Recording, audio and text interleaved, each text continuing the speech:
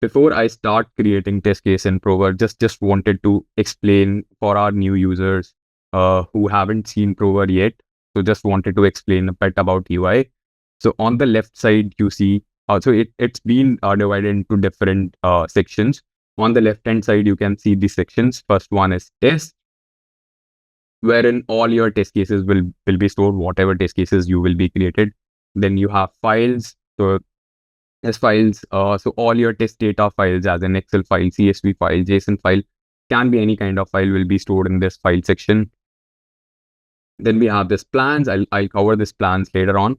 Then we have this execution section, wherein if you are running your test case, all your execution sessions will be recorded in this execution section.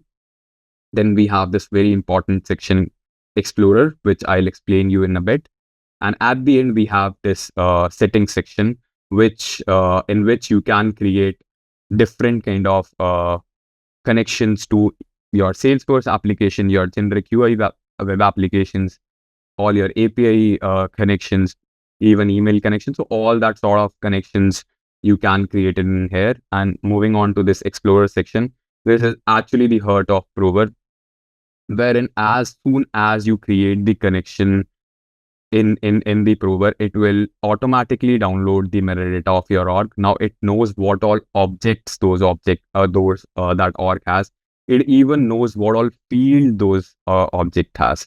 So you can imagine the kind of data Prover knows about your Salesforce org, and this will help me in create test cases seamlessly. Perfect. Moving on to the actual topic, as in the Agentforce part. So firstly, I will go ahead with demo with image verification. So you can see we have this validate AI image. This basically takes base encoded 64 image and validate it across the description you have set. So you can see I have set a description in here as this image shows the gray car. I will just put a breakpoint in here. Just give it a go. You can see the images of gray car. Now, if I execute this, it perfectly passed. Now you may ask that how would we know that it is not always passing? So yeah, I can probably clear that too. So if I edit it, and if I say instead of gray, I write it as red car. Now if I so the one more concept which I would want to highlight in here is you can move around your test steps in between, and you can execute it from there. So you have that flexibility in Provar. Now, if I re-execute this step, since the image is of not of a red car, this fails. So this clearly shows that the intent which you have passed on, or the description which you have passed on, doesn't match with the this image. That is the reason it got failed. So I know this image testing can be very powerful in places. If I talk in terms about of Salesforce, you have Tableau validation, you have graph validation. So all that sort of validations, you can do it with the help of this image validation. Now, this is not pixel to pixel comparison. This is more of the intent behind that image, like what you wanted to check. So if you have graphs maybe, and you want to check whether one bar is higher or not, so that kind of validations you can do it using this image verification. Perfect. Moving on to the intent part. Now here we have intent validation. Probably what I will do is I'll explain. I have explained you on the utterances part. Here my utterance or my prompt is I need help resetting my password, and the intent which I'm giving in is password reset. Now, if I'll pass on this intent and utterances to this intent validation, which is part of this test palette here in Provar, so you get all these AI features. So if you can see this validate intent, you can just drag drop it into your test case and just pass on the intent and utterances. Now here it may seem smaller, but once we will be doing that chatbot part, it will make more sense. But just wanted to make sure that everyone understand that what this intent validation is doing. So if I put a breakpoint again and give it a run,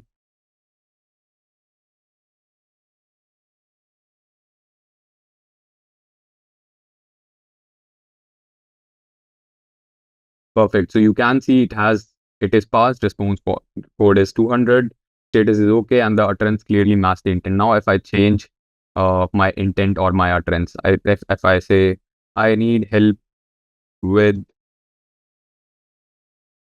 swimming lessons,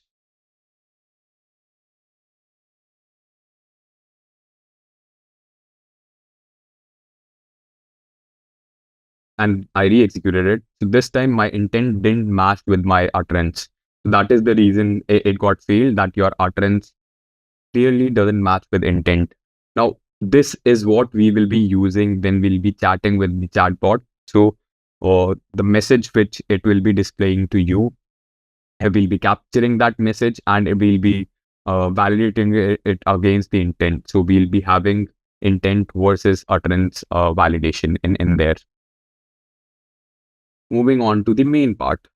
So I have created this. So if you have done Trailhead, it will ask you to create that session Experience Cloud session website wherein you can book your session. So I have used the same website in which we can book a session just by chatting with the agent. We can tell the agent our requirement, and it will help us in booking that session for us.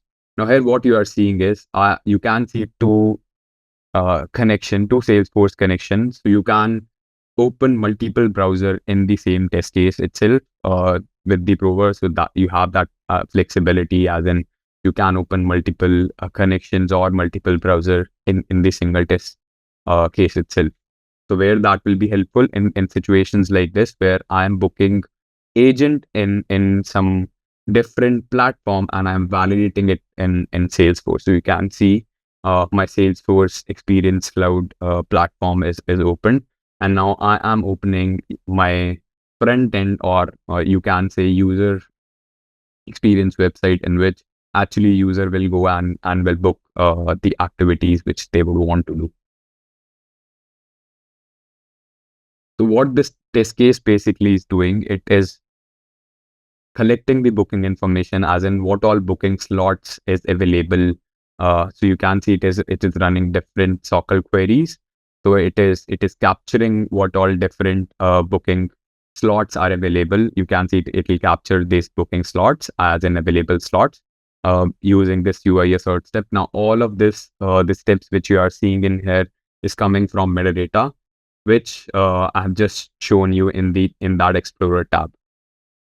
Now it will move on to this front end website. It will open that chatbot and it will start capturing and validate that intent. So the first validation, what it is doing is, as soon as I start that chatbot, it should validate whether it is asking me a welcome message or not, and then it is asking me what that agent can help me with. So here I'm passing on the intent, all at runtime, generating utterances using that utterance generator which I have shown you, and validating all the responses which the AI is giving.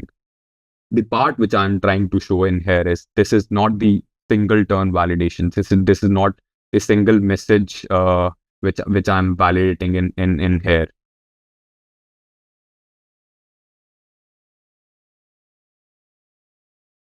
Perfect. As you can see, it is capturing as soon as AI is replying to my messages.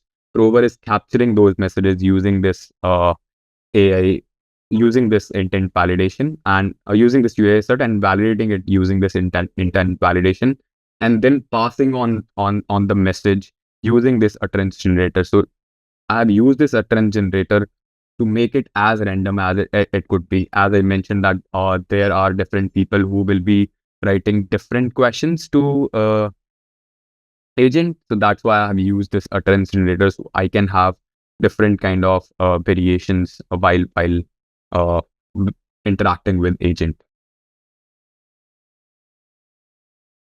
Perfect. As you can see, it has successfully booked my jungle safari for myself and my wife.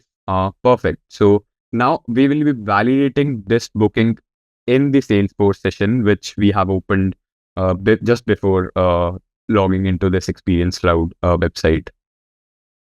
You can see now it will move on to, now all of this is achievable by API, but I wanted to show you guys the UI part so you can relate it to more. So that is the reason I'm showing it to UI.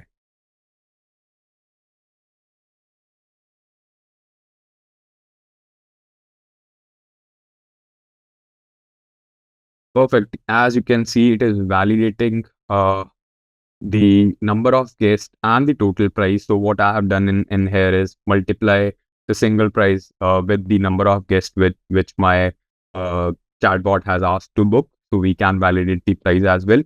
And as a best practice, once my test case is complete, I'm deleting this booking just with the API call, which you can see it in here. Now, if I refresh it, you can see it's gone.